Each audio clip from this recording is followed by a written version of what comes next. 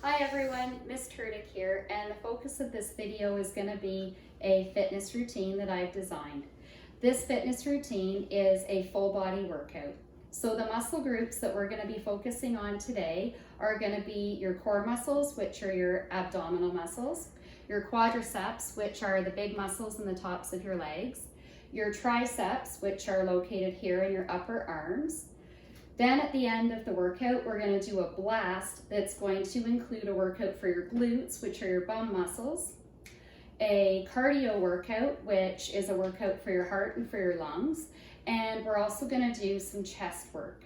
So before we get started, I encourage the entire family to take part. Even if trusted adults simply just want to watch and encourage the kids, that's great. If siblings are working together, that's even more wonderful. So what you will need is an open space in your home. I don't recommend doing this activity outside just because you're going to be on the floor and you don't really know what's in the grass, and you may not want to be laying down in the grass, especially at this time of year. So you can see that what I've done is I've made my space safe by rolling up my carpet. I've also pushed the furniture back and away from me. And if more than one person is participating in this routine, just make sure that there's enough space for everybody to be moving so that you're not banging into each other. If your space is smaller, maybe have one family member go at a time. The other family members can be used as cheerleaders. So what you will need for this are a few items that most people have around the home. So first of all, I want to show you what I've made up to help you keep track of how you do. I'm going to leave this routine on the calendar for a little bit just so you can track your progress over time. So I'm not a computer person, so if you don't have a computer at home, that's okay. You don't need a printer. You can simply do this with paper and pencil, or paper and pencil crayon, or paper and marker, as I have done. You're going to make a chart, and in the chart you're going to have a spot for the date. You're also going to have a spot for the name of the exercise that you do, and the spellings of all the exercises can be found on your calendar. You're going to find a spot for reps, and reps is simply the number of times that you do that exercise.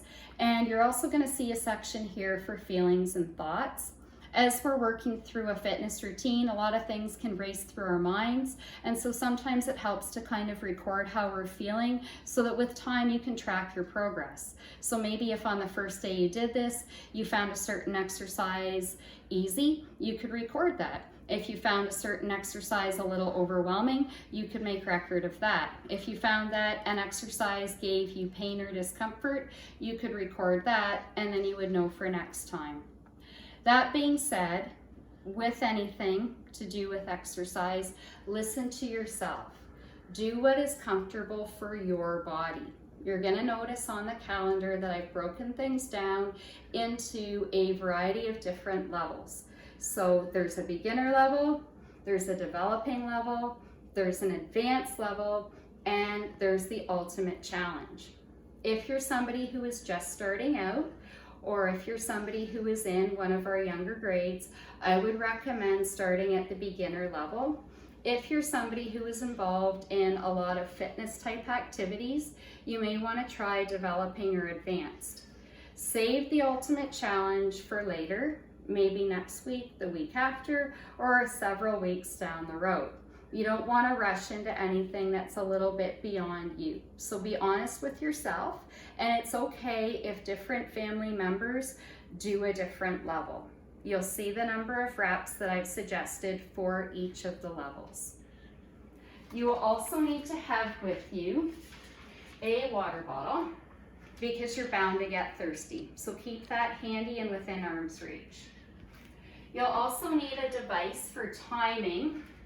So when we get to the blast at the end, I've suggested that you try to do it within a 5-minute time frame. So set 5 minutes on your timer on your device, and this would be a great opportunity for a trusted adult who's watching to get involved, or for a sibling to get involved. For the Russian twist component, you are going to need something to hold while you're doing your Russian twists. So typically if you're watching a fitness video, you'll see them using something like a ball. If you don't have a ball handy, a stuffed animal works just well. Okay, so you choose what you want to use. All family members don't need to be using the same thing. Everybody could be using something different. Okay, so let's get started. So to get started, what you're going to do is lay down either on a yoga mat or on a carpeted surface. You may want to do this in bare feet. I find it's easier to grip my yoga mat in bare feet. You may want to wear indoor shoes if you have them. If your shoes are dirty, I don't recommend wearing them in the house. Okay, so what we're going to do, we're going to lay down and we're going to bring our knees into our chest and we're going to squeeze. This helps to relax our back muscles. You're going to extend your left leg out and grab onto your right shin, pointing your right toes, flexing your left foot. Hold that for a couple seconds. Then you're going to bring the left leg in, extend the right leg out, pointing the left toes and pressing through the heel of your right foot. Bring the right leg in and squeeze. You can rock side to side if that feels good. That sometimes helps to loosen our back muscles. And it's time to move into our first exercise. Our first exercise is dead bug. So to get set up for dead bug, you want to make sure that your bum and your lower back are firmly against your floor. You're going to extend your arms up like so. Bring your legs up like so, pressing through your heels. And this takes a little bit of thinking, and some of our younger ones may need some help with it. So you're going to extend right arm back, left leg out. Hold, bring it in. Left arm back, right leg out, and hold. Bring it back in. Right arm, left leg. Left arm, right leg. Repeat that the number of times that are suggested on the calendar. Our next exercise that we're going to do is crunches. So again, with crunches, there's a couple of different options. So option number one is crunches set up like so. You want to have your hands behind your head, elbows out, eyes looking up at your ceiling, feet planted on the floor, knees pointed up. Okay, you're going to bring it all in, lifting your head and neck, lowering down, not letting our head and neck touch the floor, keeping our arms out. Bring it back up again, lowering down. Another option that you may want to try is positioning your feet up parallel like so, pushing through our heels. Again, elbows are out, eyes looking up at the ceiling, lifting our head, neck, and shoulders. A third option is extending your feet, pointing your heels up to the ceiling. Again, hands behind our head, elbows out wide, looking up at the ceiling, and then lifting up, like so. So once again, do the number of reps that are suggested for the level you've tried on your chart. Okay, our next exercise is Russian twists. So Russian twists, we are going to need one of our props. So I'm going to choose to use the sloth.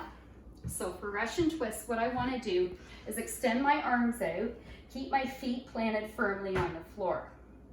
I'm going to make sort of like a C shape with my upper body, bringing my shoulders back. Okay, I don't want to round too much through my chest. I'm going to hold my stuffy with both hands, and I'm going to bring my right arms to the side, bring them to center. Go to the left side, center. Right side, center. Left side, center. Right side, center, left side, center. If that pace feels too easy, you can pick up your pace a little bit, but make sure you bring your elbows back, because then you feel more of a twisting motion in your sides, and that again is building more core strength. Okay, those are our Russian twists.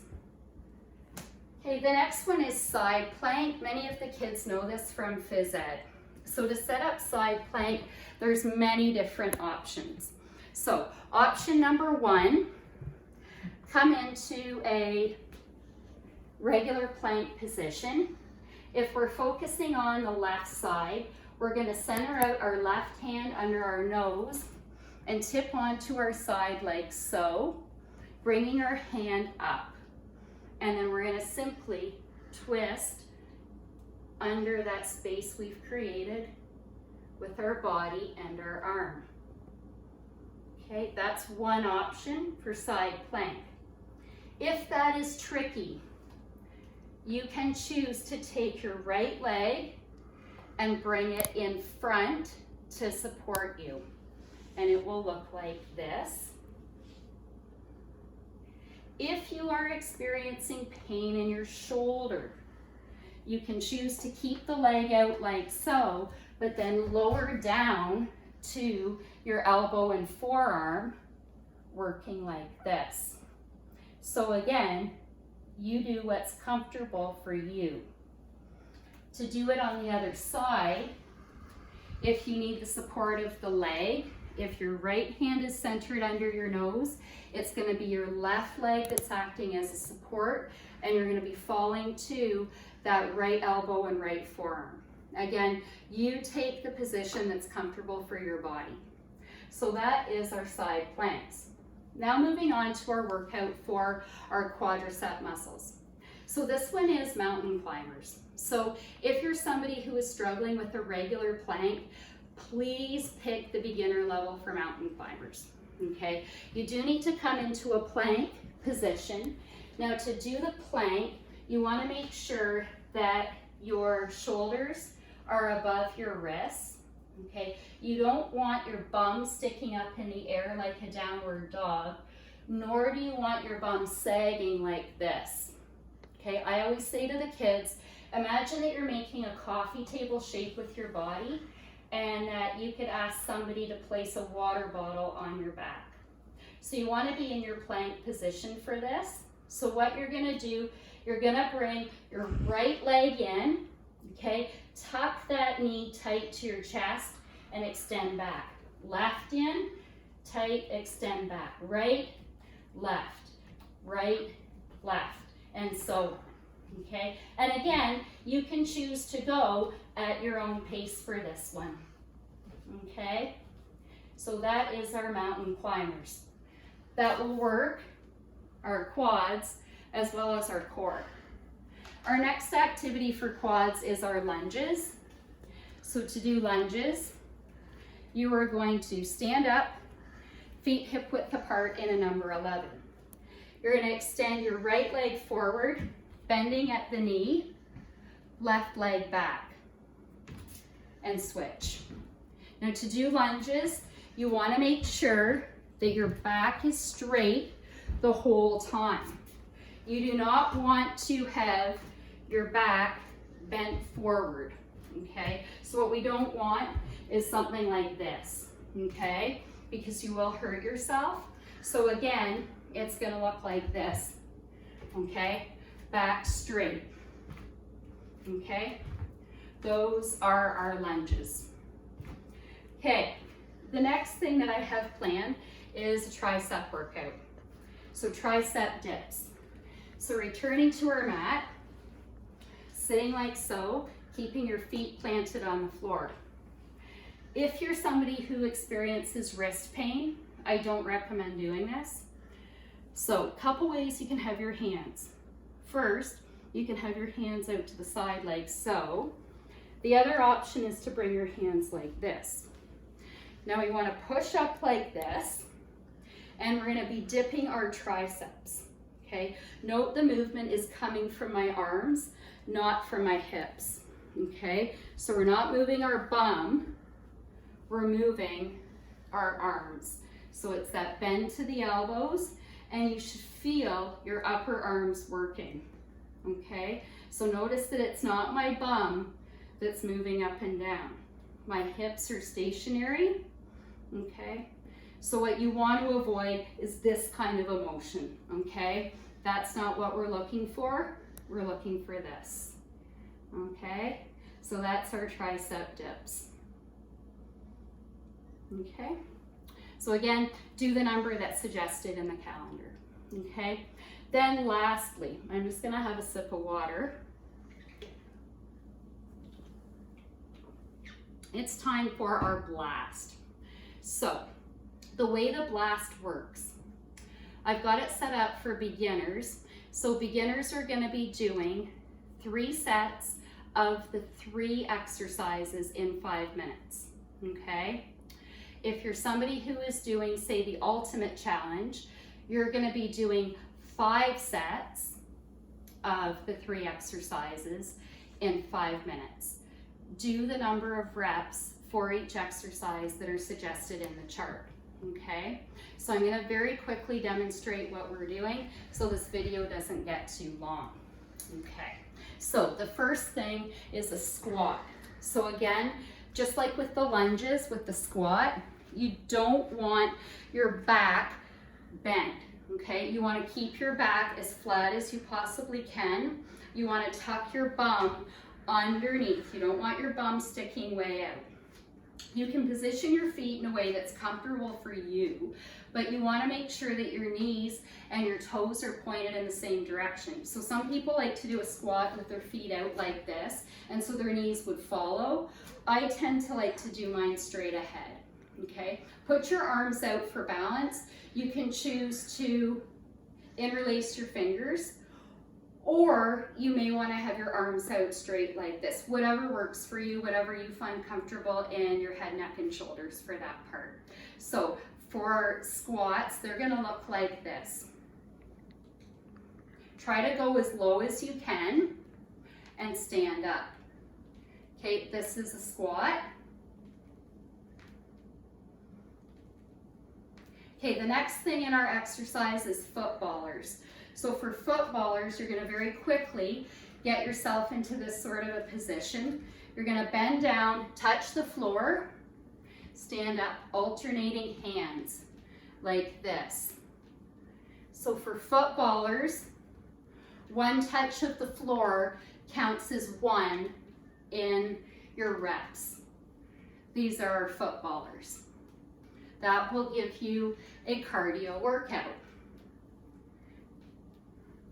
Do 1 more. Okay, the last thing is push-ups. Now, we do push-ups in the gym at school, so the kids will know there's a few different options for this. So, first option is from your knees, okay? So to do push-ups from your knees, you want to have your hands about mat width apart, so about as wide as your shoulders, okay? You want to bring your knees back so that your knees are behind your hips. You can choose to lift your feet or keep your feet fixed on the floor, okay? When you come down, it's with your upper body like so. Okay, that's push-ups from your knees. The other option is wall push-ups. So I don't really have space in my home to do wall push-ups in this area that I'm in now. So if wall push-ups are what you're doing, again, you're going to want to position yourself against a wall with your hands shoulder width apart, okay? Feet can be about hip width apart, or you might want to bring them a little closer, okay? When you are doing the push-up, the farther you have your feet from the wall, the more challenging it is. So again, if you're doing wall push-ups, make sure you get yourself in a position that's comfortable for you. The other option is our standard push-up from our toes, okay? Which again, looks like so, okay? There is our push-up from our toes, okay? So again, you don't want your bum sticking up. You don't want your bum sagging down.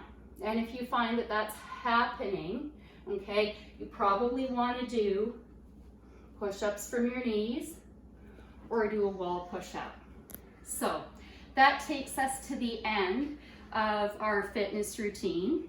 I'm going to, again, as promised, show you the chart. So please feel free to make a chart. You don't have to. This is just if you would like. So thank you for joining me. I hope your family has had fun. Stay healthy, stay fit, take care.